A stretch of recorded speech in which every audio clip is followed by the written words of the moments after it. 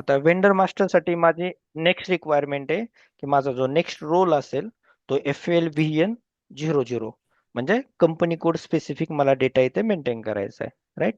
तर business partner आहे माझा हा. आणि आता मी काय करणार, बघा इथे मला ग्रे आउट आले हे. राईट. तर इथे हे बटन स्विच बिटवीन डिस्प्ले आणि चेंज, इथे क्लिक करायचं. आणि आता इथून नेक्स्ट रोल सिलेक्ट करायचा. आता एक रोल सिलेक्ट झाला माझा, जनरल डेटा मी मेंटेन केला. आता मला company code related data maintain करायचा आहे. तर कंपनी कोड रिलेटेड डेटा माझा कुठल्या याच्यात आहे, FLVN00 वेंडर फायनान्स रिलेटेड डेटामध्ये. ओके, हा स्टँडर्ड रोल आहे, SAP ने प्रोव्हाइड केलेले हे स्टँडर्ड रोल आहेत. तर नेक्स्ट रोल मी घेतला वेंडरसाठी, कारण आता मला माहित झालंय की हा माझा टाटा मोटर्स माझा वेंडर आहे. तर मी नेक्स्ट रोल कुठला घेतला, वेंडर. ओके. मग वेंडर मध्ये इथे आलो. इथं आल्यानंतर जो जनरल डेटामध्ये आपण डेटा मेंटेन केलेला आहे तो सगळा डेटा इथे आपल्याला रिफ्लेक्ट व्हायला लागतो. पण इथे बघा, इथे कंपनी कोड दिसायला लागतं, म्हणजे कोणत्या कंपनी कोडमध्ये हा वेंडर आपण क्रिएट करतोय, किंवा हा अजून बिझनेस पार्टनर मध्येच आहे. ओके. मध्ये म्हणजे बिझनेस पार्टनर आपण क्रिएट केल्यानंतर त्याला एक्सटेंड करतोय ऍज अ वेंडर. त्याच्यासाठी आपण रोल सिलेक्ट केलाय. मग कंपनी कोडवर क्लिक करायचा. आपला कंपनी कोड, कुठल्या कंपनी कोडसाठी हा वेंडर काम करणार आहे, फॉर एक्झाम्पल SU00. SU00 टाकायचं आणि एंटर करायचं. एंटर केलं की सिस्टम विचारतं रिकन्सलेशन अकाउंट. आता तुम्हाला दोन तीन डेफिनेशन आहे तिथे. ओके. पहिली आहे रिकन्सलेशन अकाउंट. रिकन्सलेशन अकाउंट म्हणजे काय असतं, एक स्पेशल जनरल लेजर अकाउंट असतं. फायनान्स साईडनं ते अकाउंट क्रिएट केलेलं असतं. त्याच्यामध्ये बॅकग्राऊंडला ऑटोमॅटिक पोस्टिंग होते. फॉर एक्झाम्पल तुम्ही टाटा मोटर्स हे नावाचं वेंडर क्रिएट केलंय. मग टाटा मोटर्स करून मटेरियल घेतलं की काय होणार, एका GL मधनं ते डिटेक्ट होणार. आणि जर सपोज त्याच्याकडे काही आपण सपोज काही सरचार्ज लागला, ओके, त्याच्याकडे सपोज एक्स्ट्रा, म्हणजे त्याला आपण काय म्हणू शकतो, डेबिट क्रेडिट मेमो आपण पोस्ट करतो. कधी कधी मटेरियल जर खराब आलं तर आपण काय करतो, क्रेडिट मेमो त्याला पोस्ट करतो. तर तो मेमो पोस्ट केला तर हे सब लेजर अकाउंट मधून तो मेमो पोस्ट होतो. पण बॅकग्राऊंडला एका GL अकाउंटला ते दोन्ही व्हॅल्यू ऍड होतात. त्याला म्हणतात तुमचं रिकन्सलेशन अकाउंट. तर हे रिकन्सलेशन अकाउंट आपल्याला कोण देतं, तर फायनान्स देतं. आपल्याला इथे फक्त यायचं असतं आणि इथे आपण असाइन करायचं असतं. ओके. तर ते रिकन्सलेशन अकाउंट पण इथे असाइन करतो आणि एंटर करतो. एंटर केल्यानंतर सपोज इथे हेड ऑफिस तुम्हाला टाकायचं असेल टाकू शकता. खाली एक टर्म आहे with holding tax. With holding tax म्हणजे काय, की अशी अमाऊंट परचेसर काय करतो, वेंडरला देत नाही. ती अमाऊंट डायरेक्ट परचेसरला न देता ती टॅक्स ऑथॉरिटीला पे करतो आफ्टर. त्याला म्हणतात with holding tax. Okay. For example तुमचा वेंडरचा इनवॉइस आहे 100 रुपयाचा.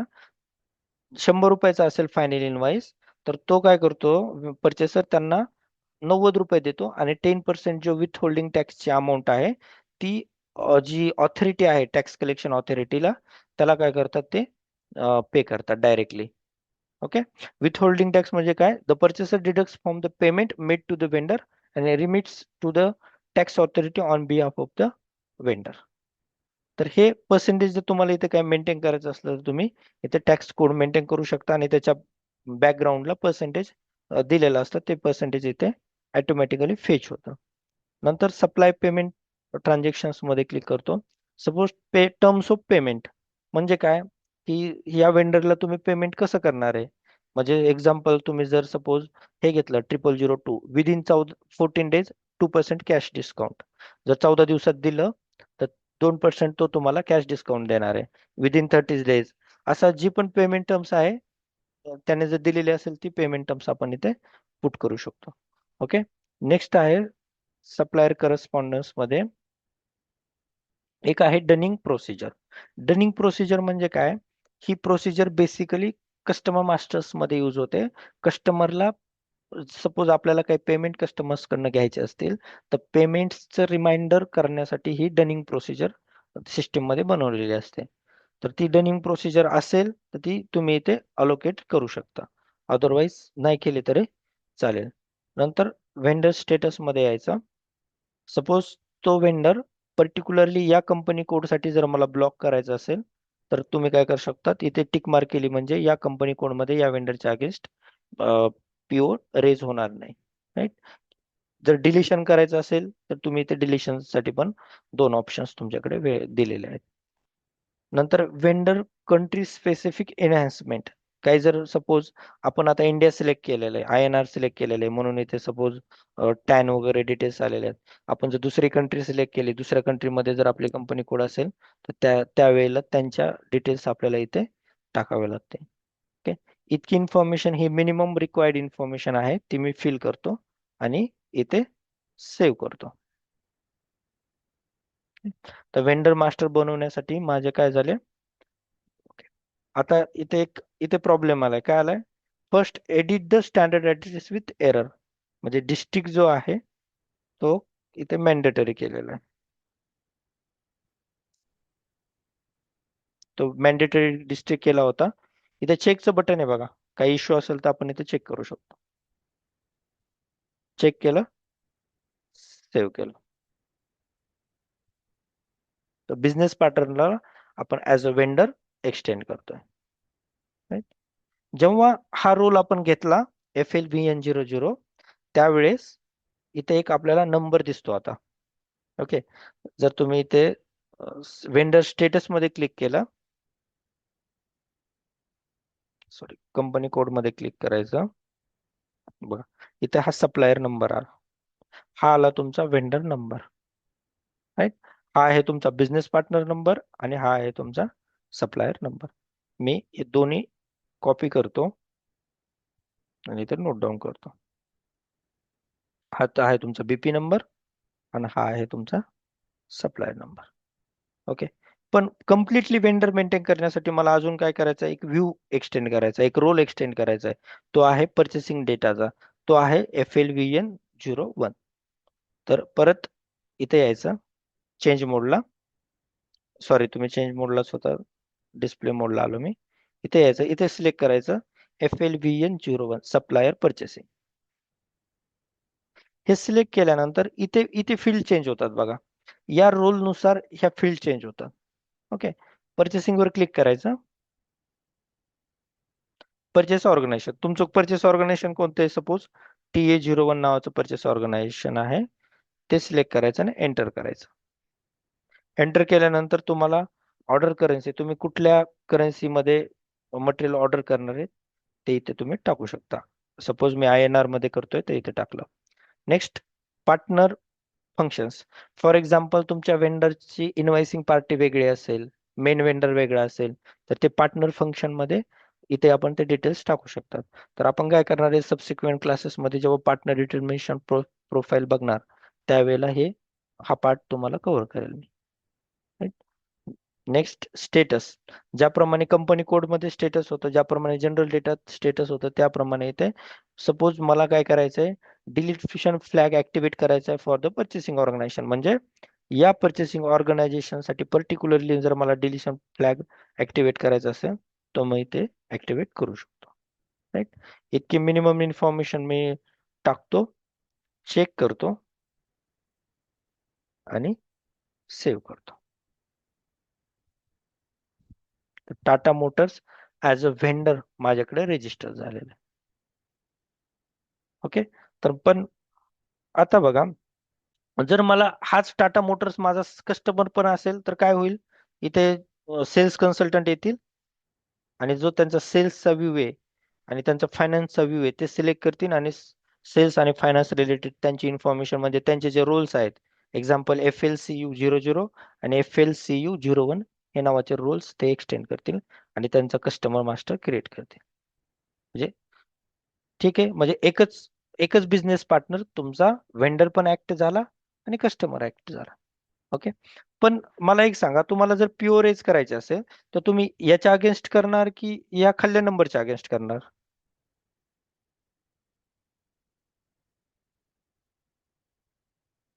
हॅलो. कंपनी डेटाच्या अगेन्स्ट करू. नाही म्हणजे कुठला नंबर, तुम्ही हा 7 वाला नंबर जो 7 ऑल 0 7 दिसतो त्याच्या अगेन्स्ट रेज करणार की 7 ऑल 0 1 3 दिसतो त्याच्या अगेन्स्ट करणार? अक्षय, लास्टला 7 आहे त्याच्या अगेन्स्ट रेज करणार. अक्षय बरोबर आहे.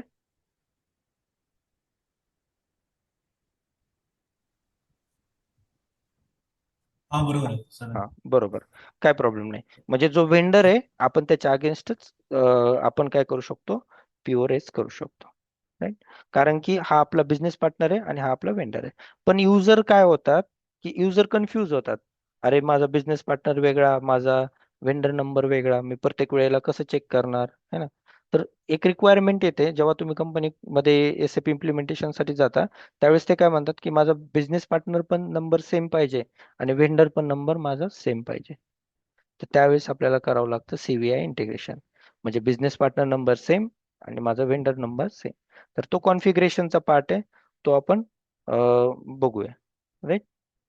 नेक्स्ट आपल्यासाठी एक इम्पॉर्टंट कॉन्सेप्ट आहे वेंडर अकाउंट ग्रुप.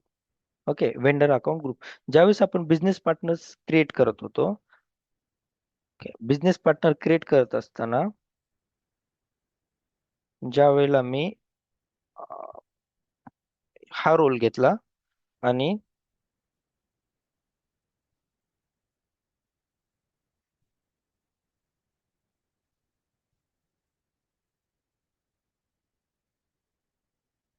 ओके, ज्या वेळेला मी हा रोल घेतला त्यावेळेला एक अकाउंट ग्रुप ऑटोमॅटिक असाइन झाला, त्याला म्हणतात वेंडर अकाउंट ग्रुप. बरं, हा ऑटोमॅटिक असाइन कसं काय झाला? ओके, तर या बिझनेस पार्टनर मध्ये हा रोल ऑटोमॅटिक असाइन झाला.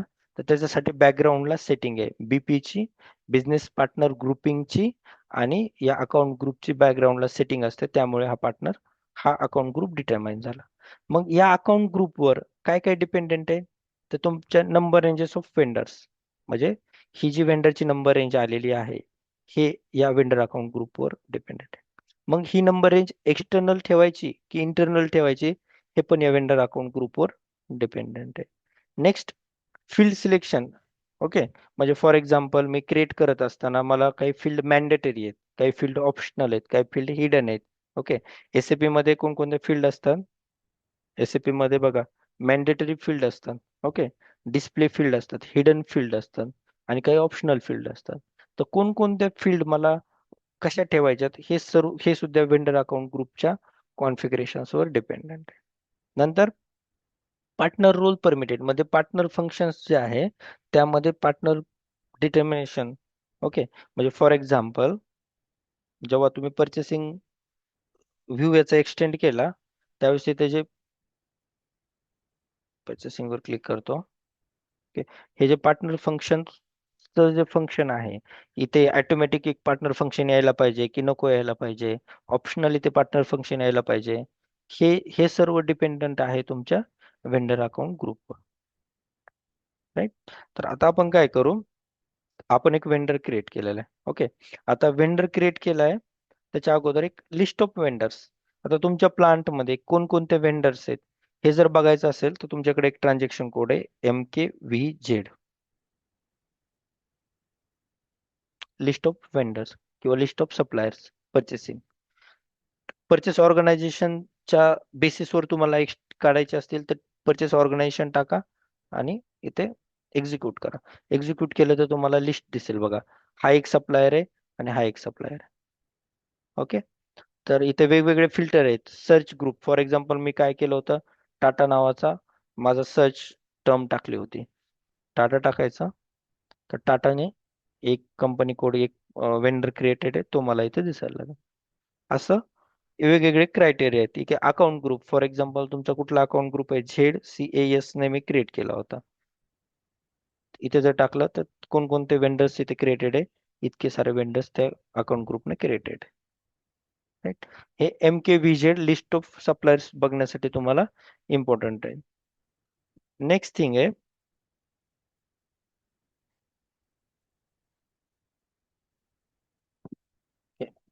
नेक्स्ट आता आपण काय करू, ओके, की आपण जेव्हा बिझनेस पार्टनर क्रिएट करत होतो, /n BP नावाच्या ट्रान्झॅक्शन कोडवर क्लिक करतो. ओके, हे इनिशियल स्क्रीन झाली. आता जर तुम्हाला फाइंड करायचं असेल, सपोज तुमच्याकडे थाउजंड ऑफ वेंडर आहेत, राईट, फाइंड बाय कशानं काय फाइंड करायचं आहे, सपोज तुम्हाला बिझनेस पार्टनर, ओके, कशानं फाइंड करायचं आहे, बाय नंबर किंवा बाय सर्च टर्म. मी जर सर्च टर्म केलं आणि सर्च टर्म वन मध्ये काय केलं, टाटा केलं, एंटर केलं तर बघा माझा हा बिझनेस पार्टनर नंबर इथे दिसायला लागतो. राईट. जर तुम्हाला काय करायचं, सपोज तुमच्याकडे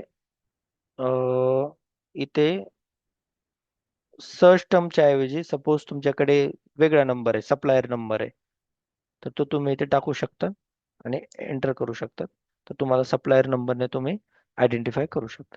राईट. इथे सप्लायर नंबर जर तुमच्याकडे अवेलेबल असेल तर तो तुम्ही इथून पाहू इथे टाकून आयडेंटिफिकेशन साठी हे यूज करतात. वेगवेगळे हे फॉर एक्झाम्पल फिल्टर आहे. ओके.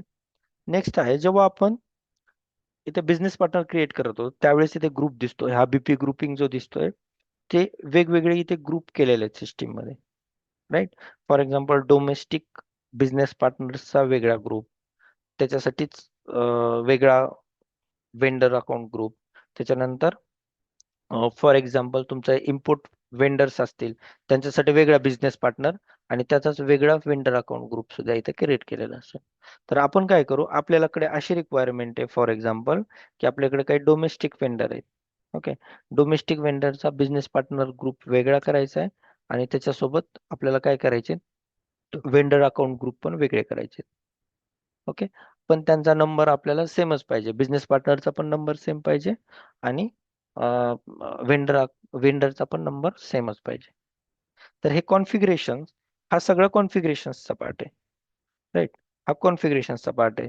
मग आपण कॉन्फिगरेशन कुठून स्टार्ट करतो, बिझनेस पार्टनर ग्रुपिंग क्रिएशन पासून. ही जी ग्रुपिंग दिसते याच्यापासून आपण कॉन्फिगरेशन स्टार्ट करतो. Okay. /o SPRO SAP reference implementation guide,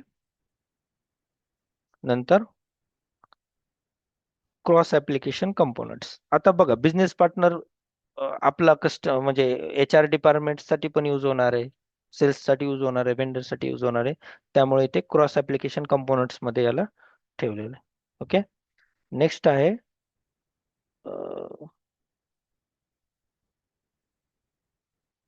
master data synchronisation.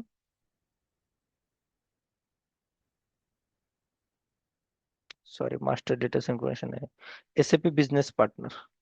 Okay. SAP business partner, नंतर बिझनेस पार्टनर बेसिक सेटिंग्स.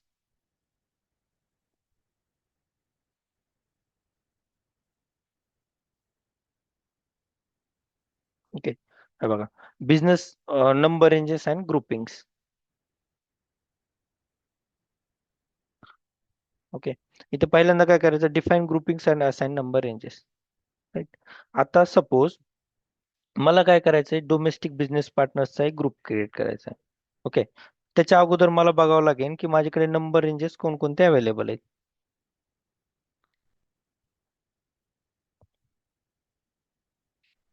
हम्म, 3 आहे, 2 आहे, 7 आहे, 18 आहे.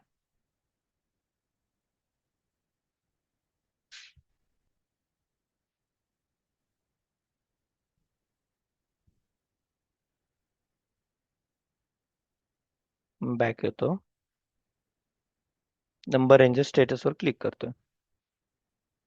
3 आहे, 4 ने इथे दिसत नाहीये बघा मला. राईट. 4 एक पण नंबर दिसत नाहीये. तर मी बॅक येतो. Okay. Define groupings and assign number ranges, execute. Okay. आता इथे काय करतो मी, न्यू एंट्री करतो. न्यू एंट्री केल्यानंतर याला झेड डोमेस्टिक आहे सपोज DMS. ओके. ZDMS ला डोमेस्टिक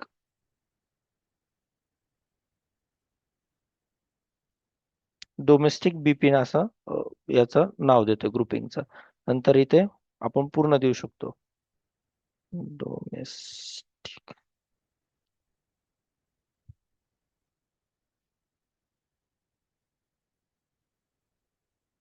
ओके. नेक्स्ट आपल्याला इथे एक इंटरवल द्यावा लागतो, हा डबल डिजिटचा नंबर असतो, तो इंटरवल आपल्याला इथे द्यावा लागतो. हे इतकं इंटरवल द्यायचं आणि एंटर करायचं. याला बॅक, हा इंटरवल सध्याला देत नाही मी, फक्त एंट्री केली, ZDMS क्रिएट केला, डोमेस्टिक बिझनेस पार्टनर, एंटर करायचं आणि सेव्ह करायचं. ओके, बॅक यायचं, परत बॅक यायचं, define number ranges, define number रेंजेसवर क्लिक करायचं. नंतर इथे एडिट इंटरवल्स. ओके, इथे प्लसचा आयकॉन आहे बघा, प्लस. मी इथे फॉर एक्झाम्पल हा डबल डिजिट असतो, 4444 ऑल झिरोज,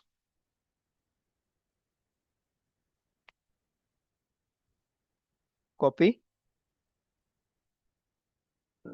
44 सपोज 9999, एंटर करतो. ओके, म्हणजे आपण हा इथे इंटरवल क्रिएट केलेला आहे.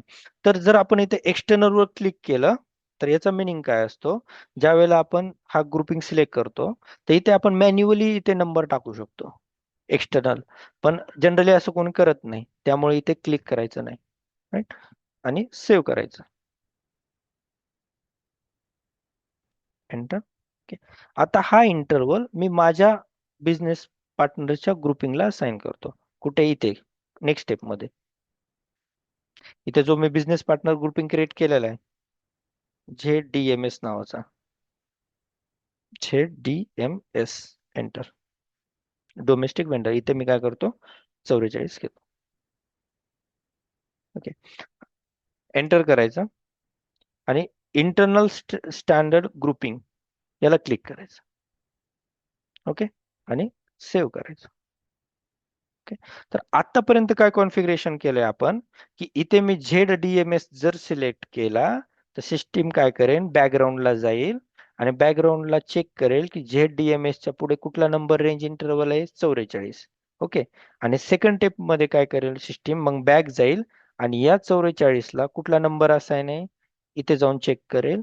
तर 44 ला माझं सपोज 44 ऑल झिरोचा नंबर असाइन आहे, तर सिस्टम काय करेल, इथे तो 44 ने माझा बिझनेस पार्टनरचा नंबर देईल.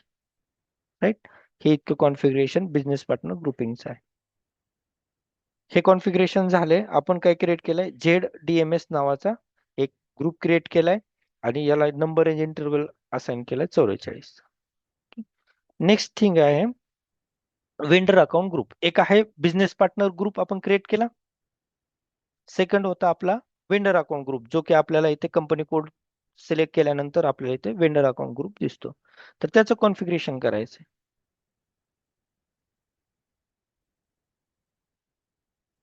हॅलो. हा, हॅलो. कृष्णा, आता तुझं 44 नंबर क्रिएट केला ना बीपी साठी, तर हम्म, तो कुठे असाइन होतो, तो दाखव ना मला एखादा क्रिएट करून. तिथे वरच टॉपला जिथे क्रिएट केला आपण, ओके. जिथे क्रिएट केला तिथे बघा डिफाईन नंबर रेंज इंटरवल, इथे बघा ग्रुप क्रिएट केला आणि इथे वर असाइन केला. ठीक आहे, आणि त्याचा यूज पण सांगतो कसा यूज होणार आहे त्याचा, पुढे आपल्याला त्याचा यूज होणार आहे. करेक्ट. आता आता आपल्याला वेंडर अकाउंट ग्रुप क्रिएट करायचा आहे. ओके, तर वेंडर अकाउंट ग्रुप क्रिएट करण्यासाठी SPRO, SAP reference implementation guide, हे जायचे बघा फायनान्शियल अकाउंटिंग, नंतर account receivables and account payables. तर हे कसं असतं, सप्लायर अकाउंट्स, कस्टमर्स वाले कस्टमर अकाउंट मध्ये जातील, आपण सप्लायर अकाउंट्स, मास्टर डेटा, नंतर preparations for creating supplier masters data.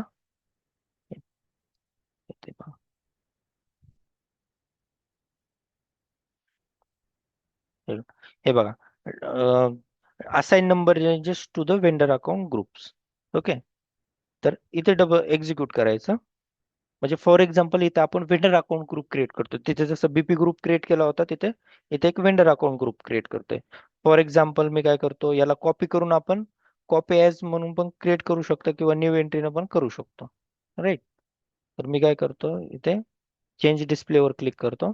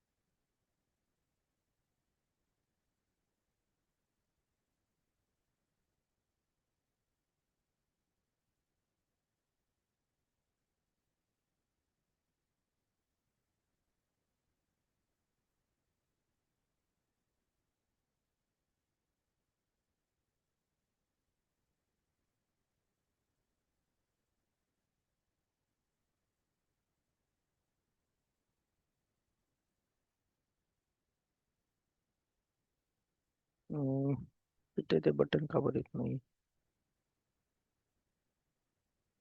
Okay, याच्यासाठी एक दुसरा एक ऑप्शन आहे, OBD3 नावाचा पण ट्रान्झॅक्शन कोड आहे याच्यासाठी. ओके, इथे बघा न्यू एंट्रीजचं ऑप्शन येते, create vendor account groups. New entries, vendor account group, for example ZDDM असा नावाचा मी वेंडर अकाउंट ग्रुप क्रिएट करतोय आणि ह्याला डिस्क्रिप्शन देतोय, domestic vendor account group. Enter करतो, सेव्ह करतो. Okay, data saved. आता मी तुम्हाला सांगितलं होतं की वेंडर अकाउंट ग्रुपवर काय काय डिपेंडेंट आहे, तर वेंडरची नंबर रेंज. त्याच्यानंतर ज्या वेंडर मास्टर आपण क्रिएट करतो त्यावेळेला सपोज ऍड्रेस टाकतोय, कोणकोणत्या फील्ड आपल्याला दिसतात, तिथे नेम दिसतं, डिस्ट्रिक्ट दिसतं, स्ट्रीट दिसतं. याच्यापैकी सपोज कुठली फील्ड आपल्याला जर रिक्वायर्ड करायचं असेल, सस्प्रेस करायची असेल, ऑप्शनल करायचं असेल, डिस्प्ले करायचं असेल, तर आपण या बटनने इथे करू शकतो. म्हणजे हे सगळं कशावर डिपेंडेंट आहे, तर तुमच्या वेंडर अकाउंट ग्रुपवर डिपेंडेंट आहे. मी आता सपोज ZDDM नावाचा एक वेंडर अकाउंट ग्रुप क्रिएट केला. ओके, आणि बॅक येतो, /NSPRO मध्ये आलो, SAP रेफरन्स इम्प्लिमेंटेशन गाईड, नंतर financial accounting, account receivables and account payables, supplier accounts, masters data, preparation for creating supplier master data, आणि इथे create number ranges for vendor accounts. Intervals वर click करायचा. इथे पण मी, इथे 44 मला अवेलेबल असायला पाहिजे, राईट? कारण की 44 जर अवेलेबल असेल तरच मी इथे तो म्हणजे सेम तुमचा वेंडरचा आणि याचा नंबर देऊ शकतो. मी इथे 44 देतो आणि फॉर्म नंबर आहे माझा 44 ऑल झिरोज, टू नंबर आहे माझा 44,999, राईट? एंटर करायचा. ओके, झालेलं आहे. म्हणजे काही प्रॉब्लेम नाही, 44 मी इथे देऊ शकतो. पण इथे काय करायचं, इथे एक्सटर्नल जे आहे ना, वेंडर अकाउंट ग्रुपला एक्सटर्नलला मार्क करायचं, टिक मार्क. हे कशासाठी करायचं ते सांगतो. टिक मार्क करायचं आणि सेव्ह करायचं, राईट? म्हणजे सिस्टीम काय करणार आहे, ज्यावेळेस तुम्ही बीपी क्रिएट करणार, पहिल्यांदा बीपी स्टार्ट होणार, तुमचा बीपी जनरेट होणार 44 ऑल झिरोजने, राईट? आणि वेंडर मास्टर क्रिएट करत असताना आपण काय करतोय, सिस्टीमला सांगतोय की, आणि आपण थर्ड स्टेप मध्ये या दोन्हींचं इंटिग्रेशन करणार आहे. म्हणजे बीपी ग्रुपिंगचं आणि वेंडर अकाउंट ग्रुपिंगचं इंटिग्रेशन करणार आहे. मग सिस्टीम काय करेल की ज्यावेळेस वेंडर क्रिएट होईल त्यावेळेस जो बीपीचा ग्रुप आहे तो एक्सटर्नली ग्रुप कॅप्चर करेल, राईट? त्याच्यासाठी आपण तिथे काय केलं, एक्सटर्नलला टिक मार्क केलं. नंतर नेक्स्ट आपण ब्रीपिंग ग्रुपिंग आणि vendor account grouping mapping, third step आहे त्या दोघांची CVI इंटिग्रेशन करायचं, म्हणजे कस्टमर वेंडर इंटिग्रेशन करायचं. तर हे कसं करायचं, हे कशासाठी करायचं, तर तुम्हाला वेंडरचा आणि बिझनेस पार्टनरचा नंबर जर सेम पाहिजे त्याच्यासाठी हे आपल्याला इंटिग्रेशन करावं लागतं. तर याच्यासाठी पाथ कुठला आहे, सेम पाथ आहे याच्यासाठी, cross application components.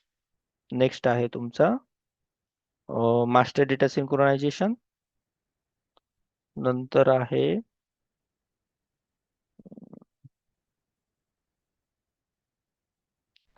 CVI customer vendor integration, master data synchronisation.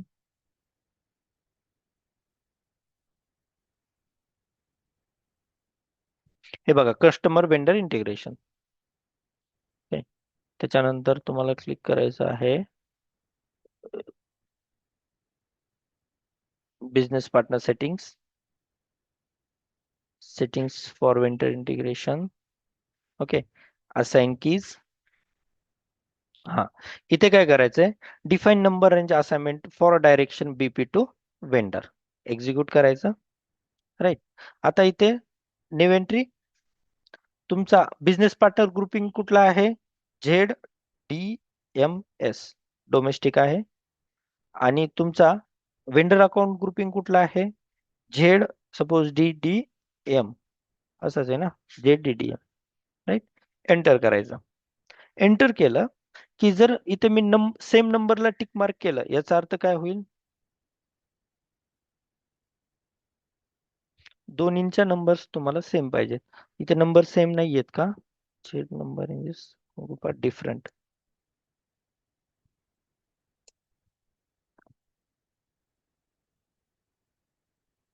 Number ranges for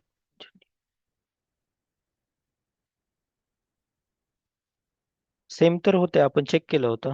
परत चेक करू. ZDMS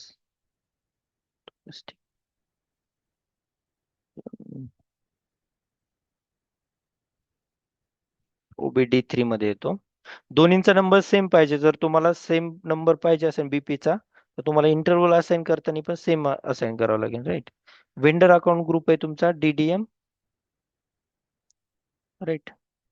जे DDM आहे आणि वेंडर अकाउंट ग्रुपला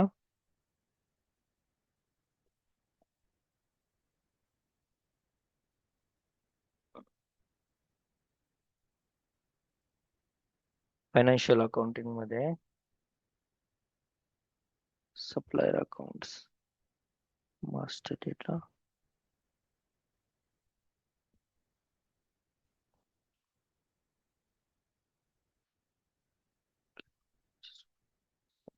vendor account groups. Okay. Vendor account group आहे तुमचा JDDM, राईट. JDDM. ओके. इथे बघा नंबर रेंज इंटरव्हल असाइन करायचं विसरलो तुम्ही, राईट. इथे बी मी 44 असाइन करतो, सेव्ह करतो. आता CVI इंटिग्रेशन करतो. आता होईल.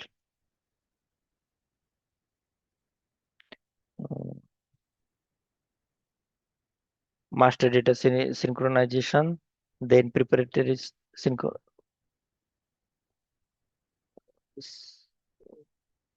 कस्टमर वेंडर इंटिग्रेशन, नंतर business partner settings for vendor integration, assign keys, define number range assignment, direction from BP to vendor. New entry grouping आहे तुमचा JDMS आणि वेंडर ग्रुपिंग आहे तुमचा JDDM. आता एरर नाही यायला पाहिजे, राईट. आणि मी इथं सेम नंबरवर क्लिक करतो. आता बघा एरर नाही आला. याचा अर्थ काय झाला? तुमचा जो डोमेस्टिक बिझनेस पार्टनरचा ग्रुप आहे, नंबर आहे, तोच तुमच्या वेंडरचा पण नंबर आहे, राईट. आता जर मी फ्लेक्सिबल वर टिक मार्क केली तर याचा अर्थ काय होतो? ज्यावेळेस मी BP क्रिएट करत होतो, फॉर एक्झाम्पल BP, ज्यावेळेस मी वेंडर क्रिएट करत असताना माझा सपोज एक वेंडर नंबर आहे. मी काय करतो, सर्च टर्मने वेंडर सर्च करतो. फॉर एक्झाम्पल सर्च टर्म मध्ये आलो, सर्च टर्म आहे टाटा, राईट. याला डबल क्लिक करतो. नंतर इथे रोल सिलेक्ट करतो, FLVN00. कंपनी कोडवर क्लिक करतो, राईट. नंतर वेंडर स्टेटसवर आलो.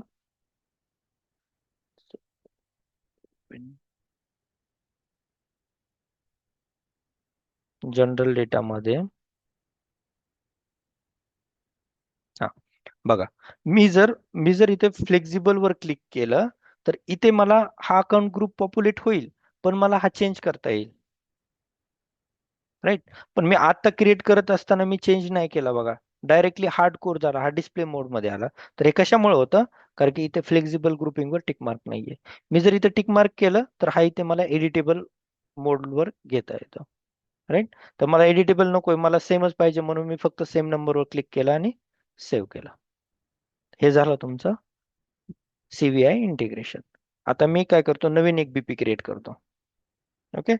BP म्हणजे वेंडर क्रिएट करतो. वेंडर क्रिएट करण्यासाठी मला अगोदर बिझनेस पार्टनर क्रिएट करावं लागेल, म्हणून मी बिझनेस पार्टनर क्रिएट करतो. तर आता मी इथे माझा बिझनेस पार्टनर साठी जो क्रिएट केलेला आहे, JDMS डोमेस्टिक वेंडर ग्रुपिंग नावाचा ग्रुप सिलेक्ट करतो. सॉरी,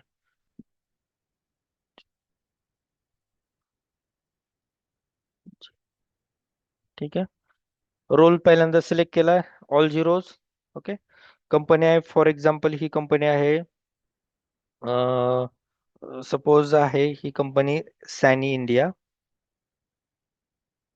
सर्च टर्म आहे सॅनी,